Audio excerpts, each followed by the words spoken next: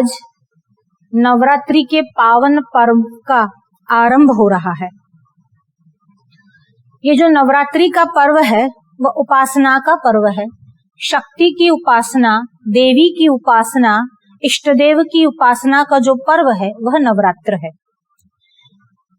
आज का जो हमारा विषय है वह पंचदेव उपासना या पंचायतन पूजा।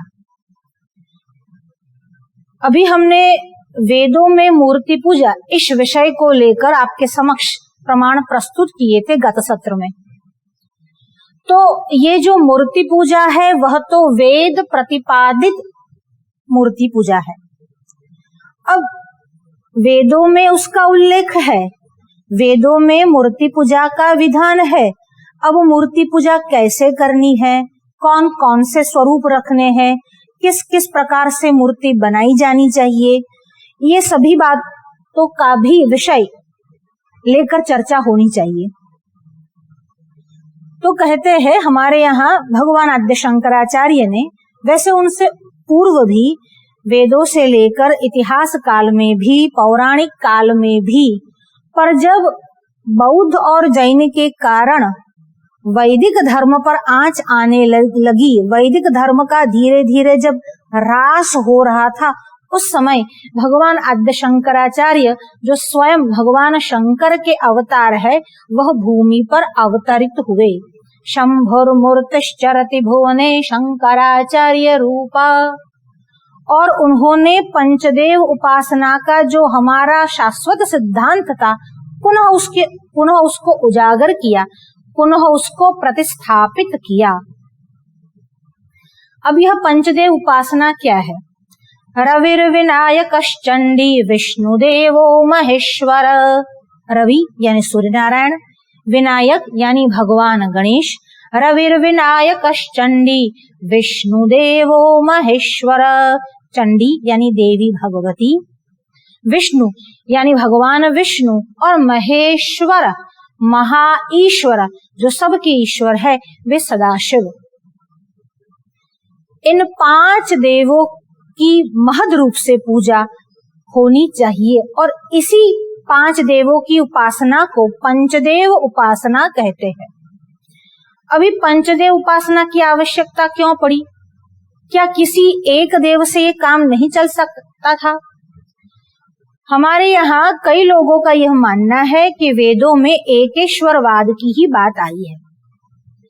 इस बात सही भी है, ईश्वर तो एक ही है पर उसके भिन्न भिन्न रूप है, और यह जो भिन्न भिन्न रूप है वह 5 प्रकार के हैं और 5 देव है। तो 5 देव ही क्यों, ये प्रश्न उठ सकता है। 7 नहीं, 8 नहीं, 9 नहीं, 5 ही क्यों? तो प्रधान रूप से 5 स्वरूपों को ग्रहण किया गया है। हमारे यहाँ जो देवताओं की संख्या बताई है वह तो 33 करोड़। कई लोग 33 कोटि को, कोटि का अर्थ प्रकार भी हो सकता है, तो कई लोग कोटि को प्रकार में देखते हैं, पर यहाँ पर कोटि का अर्थ करोड़ ही लेना है। अभी ये एक अन्य विषय है कि कोटि का अर्थ करोड़ क्यों लेना है, पर हमारे यहाँ 33 करोड़ देवता के विषय में बात आई है। पर जो मुख्य स्वरूप है, जो प्रधान स्वरूप है, वह 5 प्रकार के कहे गए हैं। और यह 5 प्रकार कौन कौन से हैं? तो कहते हैं रविर्विनायकश्चंडी विष्णुदेवो महेश्वर, आदित्यम गणनाथं च देवी रुद्र च केशवम, पंचदेवत्यमित्युक्तम सर्वकर्मसु पूज्यते। कोई भी कर्म हो इन्हीं 5 का विशेष स्थान रहता है। आदित्यम सूर्यनारायण, गणनाथं च गणेश, आदित्यम गणनाथं च देवी रुद्र च केशवम, देवी यानी भगवती देवी, रुद्र यानी भगवान शंकर, केशव यानी भगवान श्री कृष्ण। ये प्रधान 5 स्वरूप है। उसी 5 को लेकर उपासना का क्रम प्रस्थापित किया भगवान आद्य शंकराचार्य ने। अब बात यह भी उठती है कि यह 5 देव ही क्यों? हमारे यहाँ जो सृष्टि की संरचना हुई उसमें पंच तत्व प्रधान 5 तत्व है। और वो 5 तत्व कौन कौन से हैं? तो कहते हैं आकाश, वायु, अग्नि, जल और पृथ्वी, ये 5 प्रधान तत्व है। अब जो सृष्टि रचना हुई यानी प्रकृति जिसको हम त्रिगुणात्मिका कहते हैं, उसमें भी 3 गुण है, एक है सत्व, एक है रजस और एक है तमस। अब तत्व जो है वह 5 है और गुण जो है वह 3 है, यानी त्रिगुणात्मिका प्रकृति है और तत्व जो है वह 5 है। अब इसी 5 तत्वों में इस 3 गुणों का व्याप है। कैसे? तो कहते हैं जो आकाश तत्व है वह शुद्ध सत्व प्रधान है। आकाश तत्व शुद्ध सत्व है। फिर आकाश के बाद आकाश में से जिसका निर्माण हुआ है वह है वायु, और इसमें रज और सत्व दोनों है। अब तीसरा जो तत्व है जो वायु में से निर्माण हुआ है और वह है अग्नि, जो रजोगुणी है। अब आगे जाए तो जल तत्व है। अब इस जल तत्व में रज भी है और तमस भी है। 5वां जो तत्व है वह पृथ्वी तत्व है और वह तमस प्रधान है। अब ये 5 तत्व और उस 5 तत्वों में 3 गुणों का विभाजन। अब जो आकाश जो सत्व तत्व वाला है उसी के स्वरूप को लेकर यानी उसके जो देवता है उसको भगवान विष्णु की संज्ञा मिली है, यानी सत्व स्वरूप भगवान विष्णु है। फिर जो वायु तत्व है जो सत्व और रज दोनों के सम्मिश्रण से है, तो उसकी जो अधिष्ठाता है वह सूर्य नारायण है। आगे जो अग्नि है जो रजोमयी है, तो उसकी जो अधिष्ठात्री है वह देवी है। फिर जल तत्व है जो रज और तमस दोनों का सम्मिश्रण है, उसके जो अधिष्ठाता देव है वह भगवान विनायक है। उसके बाद पृथ्वी है जो तमस वाली है और उसके जो अधिष्ठाता देव है भगवान शंकर है। विष्णु, सूर्य नारायण, देवी, गणेश और भगवान शंकर ये प्रधान 5 देव प्रधान 5 तत्व के द्योतक है। हर एक की अलग अलग प्रकृति है, हर एक का अलग अलग स्वभाव है। उस स्वभाव के अनुसार उस गुण के अनुसार कोई सत्व प्रधान वाला है, कोई सत्व रज मिश्रित है, कोई रजोगुणी है, कोई रज और तमस मिश्रित है और कोई तमोगुणी है। उस गुण के हिसाब से गुरु उसको उपदेश देता है और किसकी उपासना करनी है उसका वह सूचन करता है। इसलिए हमारे यहाँ पंचदेव उपासना है। अब पंचदेव में हम आरंभ करते हैं भगवान विनायक यानी गणेश से। गणेश से आरंभ क्यों करना है? अरे व्यवहारिक भाषा में भी हम यही शब्द प्रयोग करते हैं, श्री गणेश करते हैं, यानी आरंभ करना, टू स्टार्ट करना जिसको कहते हैं, आरंभ गणेश से होता है। गणपति हमारे यहाँ प्रथम पूज्य है। वेदों में जहाँ अग्नि की उपासना आई है, जहाँ ब्रह्मणस्पति बृहस्पति ये शब्द प्रयोग हुए हैं, वहां पर भी कई कई स्थानों पर गणेश मूलक अर्थ करना है। गणेश अथर्व शीर्ष तो है ही, आप सभी उसके विषय में जानते ही हैं। तो यहाँ पर बात यह उठती है कि जो प्रथम पूज्य है वह श्री गणेश है। और यह श्री गणेश की मूर्ति स्वरूप रूप कैसा है? तो अगर आप श्री गणेश की एक विराजित प्रतिमा या प्रतीक देखें तो आपको उसमें ओमकार यानी प्रणव दिखाई देगा। भगवान गणेश की प्रतिमा है, एक पांव भगवान का मुड़ा हुआ है, एक पांव सीधा है। अगर उस पांव के स्थान को लेकर ओमकार का अ यहां से लेकर अ और फिर पेट के स्थान से ऊपर मुख आकृति बनाई जाए और उनके सर पर, उनके मस्तिष्क पर चंद्र तो है ही, मतलब शब्द ब्रह्म का जो प्रतीक है वह गणेश है और वही ओमकार है, वही प्रणव है। अब ओमकार मूलक श्री गणेश है, इसीलिए जैसे वेदों में मंत्रों का आरंभ ओमकार से करते हैं, उसी भांति हम पूजन का आरंभ जब करते हैं, कोई भी शुभ प्रसंग का आरंभ करते हैं, तब श्री गणेश यानी ओमकार स्वरूप जो गणेश है उसी से आरंभ होता है। ये गणेश कैसे है? तो आचार्य शंकर क्या कहते हैं?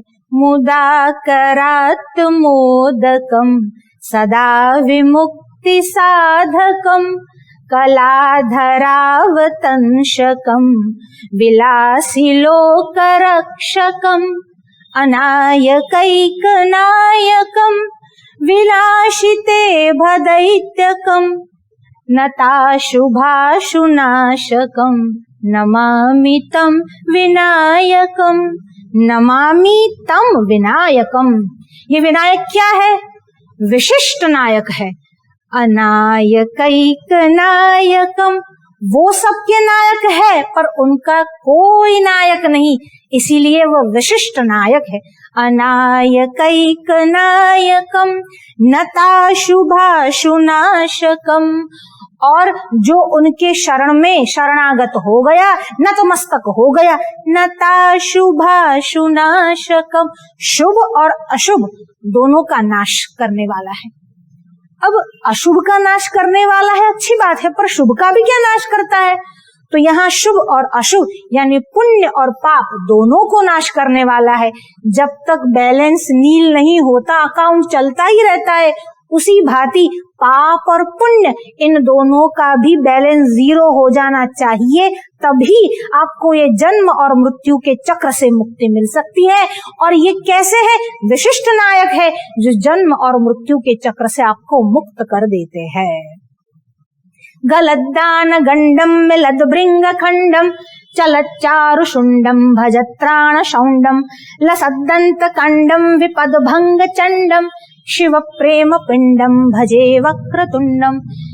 ये विनायक का विषय तो ऐसा है कि 9 दिन तक केवल विनायक के ऊपर ही बोला जा सके। हमको आज 5 देव के विषय में बताना है। हमारे जो द्वितीय देव है, द्वितीय तो इसलिए कि जो 5वें क्रम में आते हैं, बाकी परब्रह्म परमात्मा एक ही है। एकम सद विप्राह बहुधा वदंती, एक ही सत्य है। विप्राह विद्वान बहुभांति उसको बखान करते हैं, बताते हैं, वर्णन करते हैं। तो सूर्य नारायण जो है आदित्य, अब ये आदित्य कौन है? तो कहते हैं ब्रह्मा के पुत्र हुए मरीचि।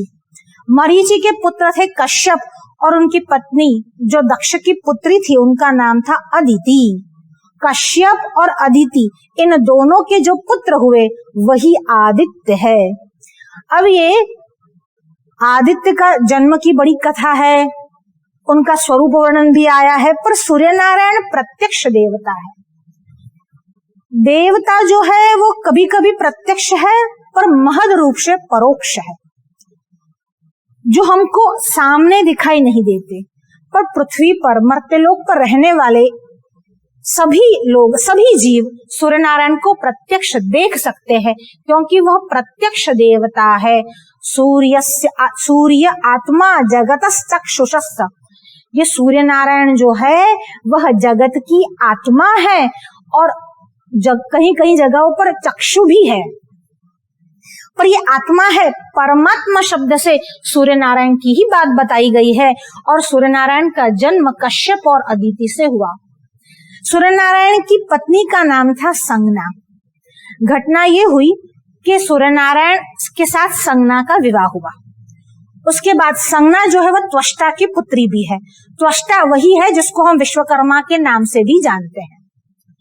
तो सूर्य नारायण का विवाह संगना के साथ हुआ, और उनसे जो पुत्र हुए आप सभी लोग जानते हैं। उनका नाम था वैवस्वत मनु, दूसरे हुए यम, तीसरी हुई यमी। और अब स्थिति ये हुई कि संगना सूर्य नारायण का ताप सहन नहीं कर पाई। अब जब ताप बहुत बड़ा और संगना सहन नहीं कर पाई तो वो वहां से भाग निकली या चली गई। पर चली कैसे गई? अपनी ही छाया को वहीं रखकर वो वहां से चली गई। अब जब वो वहां से चली गई तब अपने पिता के घर गई और वहां पर एक गुप्त स्थान में रहने लगी। अब यहाँ पर सूर्य नारायण इस बात से अपरिचित थे कि यह संज्ञा नहीं पर उनकी केवल छाया है। वह छाया को ही संज्ञा समझकर उसके साथ रहने लगे। ये छाया यानी उन्हीं की परछाई है। और जिसका जन्म हुआ वह शनिश्चर, जिसको हम बोलते हैं शनि का जन्म हुआ। फिर तपती, जिसको हम तापी नदी बोलते हैं, उनका जन्म हुआ। और सावर्णी मनु, जो आगे मनु होंगे सावर्णी मनु, उस सावर्णी मनु का भी जन्म हमारे यहाँ 14 मनवंतर है। अभी मनवंतर के विषय में हम नहीं जाएंगे। तो सावर्णी मनु, इनका जन्म हुआ। अब छाया की स्वाभाविक तरीके से जो इन 3 जो संतान थी उसके प्रति कुछ विशेष प्रेम था, तो वात्सल्य भी विशेष था क्योंकि वो उसके अपने पुत्र थे। हालांकि उनकी परछाई ही थी, पर फिर भी अब कहीं न कहीं यम और यमी को यह लग रहा था कि माँ हमारे प्रति वात्सल्य भाव एक सा नहीं रखती। उन बच्चों के प्रति वात्सल्य भाव ज्यादा रखती है और हमारे प्रति कम रखती है। यम ने कई बार इस बात को समझाना चाहा, पर छाया नहीं मानी। एक बार यम को बहुत गुस्सा आया और यम ने अपना पांव छाया के ऊपर धरना चाहा। अब जब छाया के ऊपर पांव धरना चाहा तब छाया ने उनको शाप दिया कि तुम्हारा पांव तुम्हारे शरीर से अलग होकर गिर पड़ेगा। यम को बड़ा दुख हुआ। भगवान सूर्यनारायण के पास आए और कहने लगे, ये हमारी माँ हो ही नहीं सकती। माँ कितना भी क्रोध करे अपने बच्चों पर क्रोध कर ही नहीं सकती। क्यों? कुपुत्रो जायेत क्वचिदपि कुमाता न भवति। माता कभी इतना क्रोध कर ही नहीं सकती। आपको जरूर कोई भूल हुई है, आपको छला गया है, यह हमारी माता नहीं है। अब जब यम ने कहा ये हमारी माता नहीं है, सूर्य ने भी अन्वेषण किया और सूर्य ने छाया के पास जाकर कहा, पहले तो यम को आश्वस्त किया कि तुम्हारा पांव नहीं गिरेगा, तुम्हारे पांव से केवल एक कण ये मर्त्यलोक में गिरेगा और उसी कण से सारे कृमि वर्ग जो है वह उसका निर्माण हुआ। अब यम के पास गए सूर्य नारायण, छाया के पास गए और छाया से पूछने लगे, बताओ तुम कौन हो? कहा मैं आपकी पत्नी हूँ। नहीं सच बताओ तुम कौन हो। फिर जब छाया को डर लगा तब उसने सच सारी बातें उगल दी। संज्ञा आपके ताप से वहां से निकल गई थी और उनकी छाया ही मुझे यहाँ पर प्रस्थापित करके गई थी। अब सूर्य नारायण संज्ञा को ढूंढने के लिए जाते हैं। जो हमारी पत्नी नाराज थईने जाए तो पहला क्या जाए, बाप ना घर जाए। सूर्य नारायण ने भी ऐसा ही किया। वहां से सीधे विश्वकर्मा के पास गए और विश्वकर्मा से पूछने लगे, कहाँ है मेरी पत्नी संज्ञा, कहाँ है? तो विश्वकर्मा ने कहा, जो बात थी कि तुम्हारे ताप को सहन नहीं करने के कारण वो यहाँ पर आई थी और अभी उत्तर कुरु में जाकर वो वहां पर रह रही है, पर वो अपने स्वरूप में वहां नहीं रह रही। अपना स्वरूप उसने बदल दिया है और एक जिसको हम कहते घोड़ी अश्वा के स्वरूप में वो वहां पर रह रही है और वहां रहने के बाद उसका नाम वड़वा ऐसा प्रसिद्ध हुआ है। अब सूर्य नारायण ने सोचा, देखिए पत्नी जैसा भेष बनाए वैसा आपको भी बनाना पड़ता है। अब पत्नी ने घोड़ी का वेश बनाया तो भगवान सूर्य नारायण ने भी घोड़े का वेश बनाया और भगवान उनके पीछे पीछे गए और उसको मनाने लगे। अब जब मनाने लगे और दोनों का मिलन हुआ तब संज्ञा के मन में विचार है, अरे ये कौन है जो मुझे मनाने के लिए आया है? अरे किसी परपुरुष ने मुझे आकर स्पर्श कैसे कर लिया? इसीलिए सूर्य नारायण के तेज को उसने नाक के द्वारा बाहर निकाल दिया और जब जो तेज नाक के द्वारा बाहर निकला उसी में से 2 कुमारों का जन्म हुआ और संज्ञा का एक नाम अश्विनी भी है, इसलिए उन दोनों कुमारों का नाम हुआ अश्विनी कुमार। और ये अश्विनी कुमार कौन है? जो देवताओं के भी वैद्य है, उसका नाम अश्विनी कुमार है। सोमनाथो बैजनाथो धन्वंतरी रथाश्विनौ पंचकम वै स्मरे नित्यम व्याधिस्तस्य न जायते। सोमनाथ भगवान शंकर, बैजनाथ जो सभी वैद्य के भी स्वामी है। देखिए अश्विनी कुमार देवताओं के वैद्य पर सबके स्वामी तो भगवान शंकर ही है। सोमनाथो बैजनाथो धन्वंतरी रथाश्विनौ। और अश्विनी कुमार ये जो है वह वैद है और उनके नाम स्मरण करने से भी व्याधिस्तस्य न जायते, उनको व्याधि नहीं होती है। तो अश्विनी कुमारों का जन्म हुआ और जो अंश रह गया था उसे रेवंतक नाम के पुत्र का जन्म हुआ। यह पूरा सूर्य नारायण का दरबार है और सूर्य नारायण का जो रथ है, उस रथ के जो सारथी है वह गरुड़ के अनुज यानी अरुण है। और ये अरुण कैसा है? उसका रंग भी अरुण है और अरुण के पांव नहीं है, ऐसा सूर्य नारायण का सारथी है। और जिसको विद्या प्राप्त करनी है, अमृत विद्या, वह सूर्य नारायण के उपासक बनते हैं। भगवान श्री कृष्ण ने स्वयं अपने पुत्र सांब को कहा और कवि मयूर ने भी सूर्य की उपासना करके, इन दोनों ने सूर्य नारायण की उपासना करके अपना कुष्ठ रोग था जिसको प्रशमन किया, उसका नाश किया। याज्ञवल्क्य ने सूर्य नारायण से ही शुक्ल यजुर्वेद की प्राप्ति की। और दो बहुत प्रसिद्ध सूर्य नारायण के भक्त हुए, एक याज्ञवल्क्य और दूसरे हुए हनुमान जी। हनुमान जी ने भी सूर्य नारायण से वेद शिक्षा जो थी वह ग्रहण की। सूर्य नारायण ने जो शुक्ल यजुर्वेद की शाखा दी वही मध्यांदिनी वाजस ने ही संहिता है। अभी सूर्य नारायण के विषय में भी और कितना कहे, हमको और भी कहना है। तो कहते हैं रविर्विनायक चंडी विष्णुदेवो महेश्वर, जो सत्व प्रधान देवता है वह विष्णु है। यस्य स्मरण मात्रेण जन्म संसार बंधनात् विमुच्यते नमस्तस्मै विष्णवे प्रभ विष्णवे। सर्वव्यापी होने से वह विष्णु है, प्रभु होने से, विभु होने से वह विष्णु है। यस्य स्मरण मात्रेण, जिनके स्मरण मात्र से जन्म संसार बंधनात्, जन्म और मृत्यु के, संसार की ये जो बंधन है जन्म और मृत्यु, जिससे हम उपराम हो जाते हैं, मुक्त हो जाते हैं, ऐसा जिनका नाम है वह विष्णु है। विष्णु सहस्र नाम है और विष्णु सत्व प्रधान देवता है। अभी विष्णु के विषय में तो भागवत जी है, पद्म पुराण है, अरे कहाँ कहाँ नहीं है, कौन कौन से विषय में आपको बताए। देखिए जो पंचदेव उपासना है उसमें पंचलिंग उपासना भी है। विष्णु के स्थान पर जिसको हम निराकार रूप से पूजन करना है, उस वह है निर्गुण रूप से जो पूजन करना है वह शालग्राम लिंग है। तो विष्णु के शालग्राम लिंग का पूजन होता है और शालग्राम लिंग के पूजन में तुलसी विशेष रूप से चढ़ता है। अब कौन कौन से देवों को कौन कौन सी वस्तुएं नहीं चढ़ाई जाती वह भी थोड़ा ध्यान में रखने की बात है। सूर्य नारायण की बात करें तो सूर्य नारायण को बिल्व पत्र नहीं चढ़ाने चाहिए। फिर गणेश की बात करें तो गणेश को तुलसी नहीं अर्पण करनी चाहिए। भगवान विष्णु यानी शालग्राम शिला की बात करें तो शालग्राम शिला का पूजन अक्षत यानी जिसको हम चोखा बोलते हैं उससे नहीं करना चाहिए। फिर देवी की बात आई तो देवी का पूजन दुर्वा, देवी को दुर्वा नहीं चढ़ानी चाहिए। और भगवान शंकर के विषय में ये कहा गया है कि शंकर को केतकी पुष्प केवल एक ही दिन चढ़ता है, हरितालिका व्रत को, बाकी नहीं चढ़ता। भगवान शंकर को चंपा का पुष्प नहीं चढ़ता, पर भाद्रपद मास में जब पितरों की आराधना करते हैं तब चढ़ा सकते हैं। इसीलिए इस प्रकार से भगवान को केतकी और चंपा ये दोनों नहीं चढ़ता। इस प्रकार किसी को कोई प्रिय है, किसी को कोई अलग प्रिय है।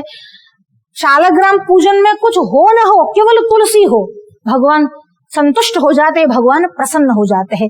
शंकर के पूजन में कुछ हो न हो, जले न तुष्यति शिवः, एक लोटा जल चढ़ा दो, भगवान शंकर आशुतोष है, जल्दी से प्रसन्न हो जाते हैं। और गणेश तो कैसे है, अगर आज कल के बच्चों की भाषा में कहे तो सबसे जो क्यूटेस्ट गॉड है वो गणेश जी है। और गणेश जी की उपासना में आपको कुछ नहीं करना है। मुदाकरात् मोदकम सदा विमुक्ति साधकम, जिसके हाथ में मोदक रहता है, और ये मोदक कैसा है, सदा विमुक्ति साधकम, विमुक्ति को देने वाला ये मोदक है।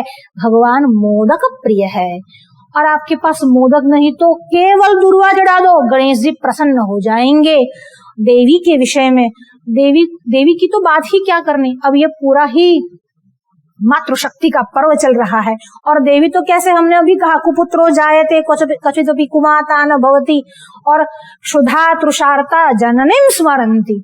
जब बेटे को भूख लगती है, प्यास लगती है, तो क्या करता है? माँ, हमारे पिताजी कहा करते थे, वागे त्यारे माँ और खूटे त्यारे बाप।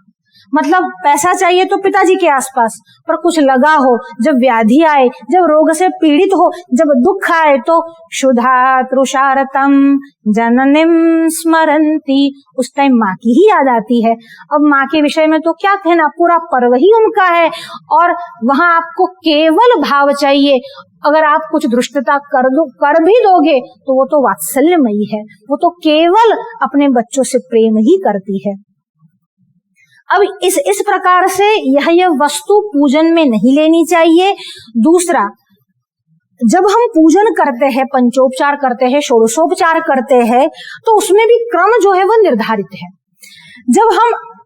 अब कई लोगों का प्रश्न है कि आरती क्यों करनी है, शंख क्यों फूकना है, तो हमारे यहाँ जो क्रम चला है वो भी एकदम उसी पंच तत्व के क्रम का ही चला है।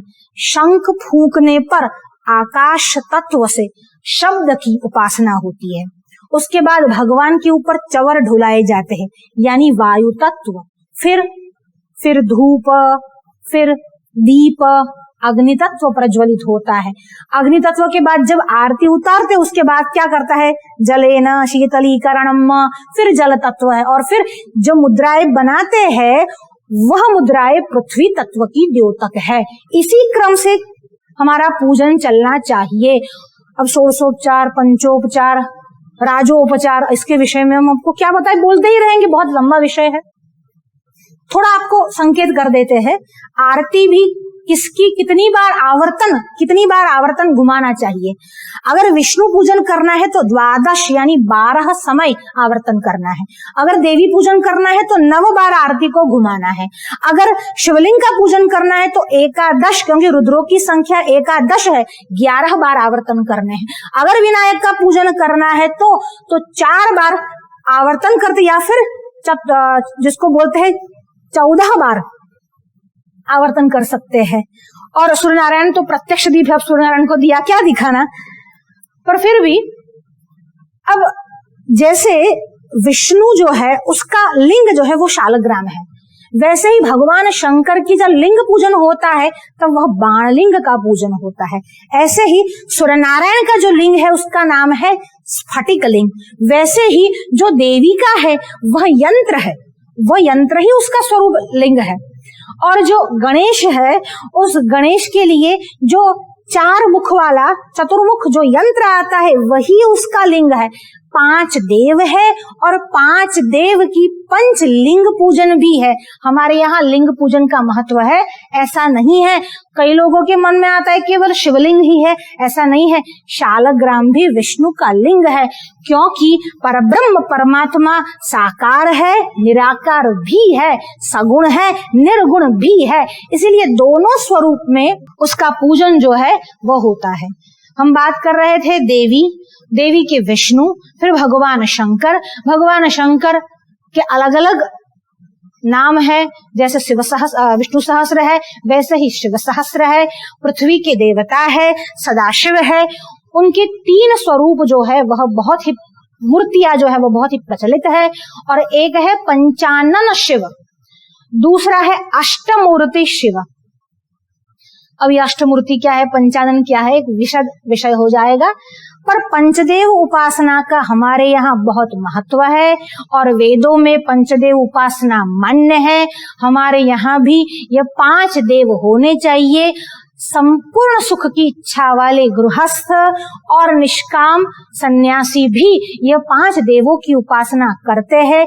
उसमें आपके जो इष्ट है उसको सेंटर यानी केंद्र में रहकर बाकी 4 स्वरूप को उसके चारों कोने में रखना चाहिए। इन सब का रोज पूजन करना चाहिए। नवरात्रि में देवी का विशेष पूजन करना चाहिए और भगवान शंकर सहित, कामेश्वर सहित देवी की उपासना का विशेष महत्व है।